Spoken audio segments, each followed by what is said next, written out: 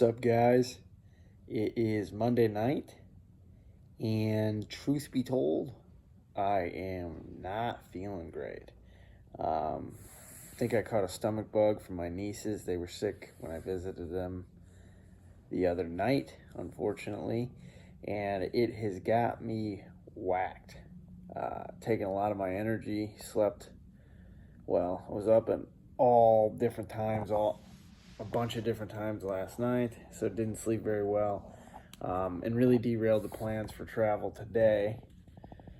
But ultimately, I did make it down here. So I am in central Illinois, and I'll be going to work at the facility here in the morning. Missed today, but I'll hopefully bouncing back. Finally got some food in me here towards the end of the day. Didn't really eat anything all day until about 6, 7 o'clock. 7:30, but hopefully I keep that down, have no issues. I'm hoping it doesn't upset me. So I spent some time, was thinking about going for a walk on the treadmill.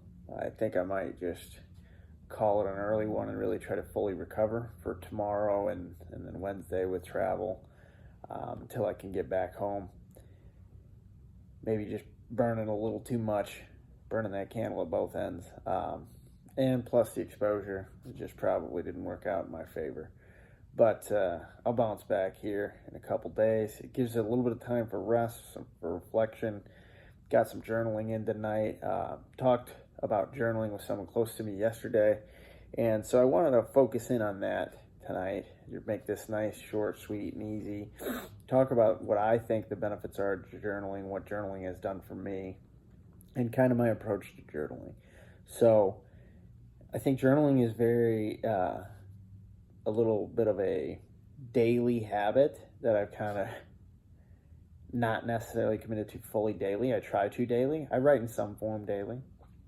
But ultimately what I feel that it does, if I just sum it up as quickly as possible, is it helps me to pour out my thoughts from my head, right, and start to get them into an environment in which I can work with them and work on them and really just improve the thoughts that I have and really point out some of the failures in logic or some of the elements that might just be solely based on my perception, which just helps me to better understand myself.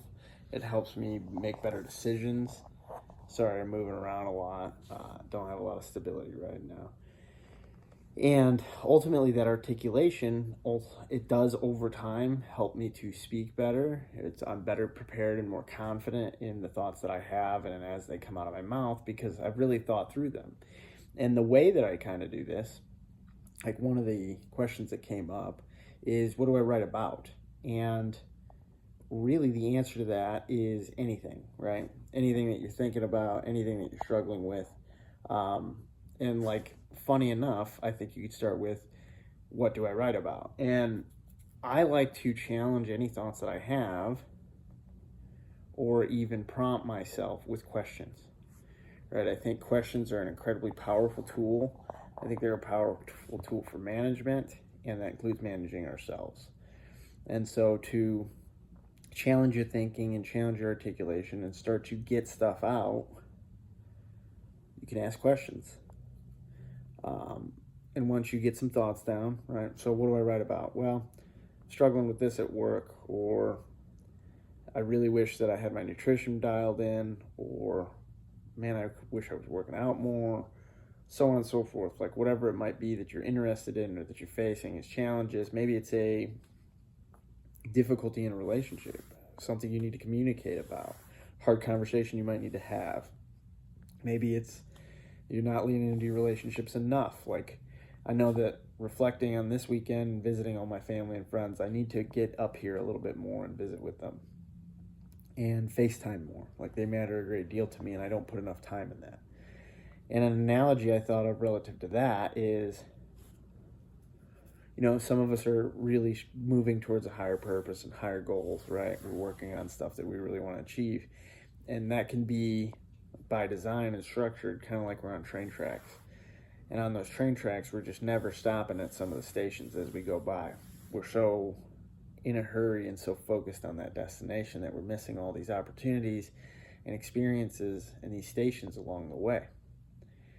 And so I think we need to take time for that. I think it's critical. So that is what I do. I tend to start just getting thoughts out there, and then I'll dig deeper into those thoughts and work with those thoughts. Challenge the thinking, ask questions about it. Is this true? What about this do I not understand? Or what about this could be false? What about this is my interpretation or my perception? And I think that working through those thoughts and then really coming to terms with what it is that you think and feel helps you to get better in tune with yourself, helps you to articulate better over time, helps you to feel more confident when you're speaking and you're prepared to give your input on different things. It just overall, it's, in my opinion, it's made me a much sharper person when I am journaling versus when I am not. So I think it is a very powerful daily habit. It's one in which you can hold yourself accountable in the journal. You can share things that you need to get out of your system, but you don't feel comfortable talking about it. You can challenge those things and really determine what it is that you feel and think about them and whether or not that's true or based in a story that you told yourself through your emotions and perception of a situation. And you can identify actions to take. You can identify information you might want to need, and you can identify conversations you might need to have.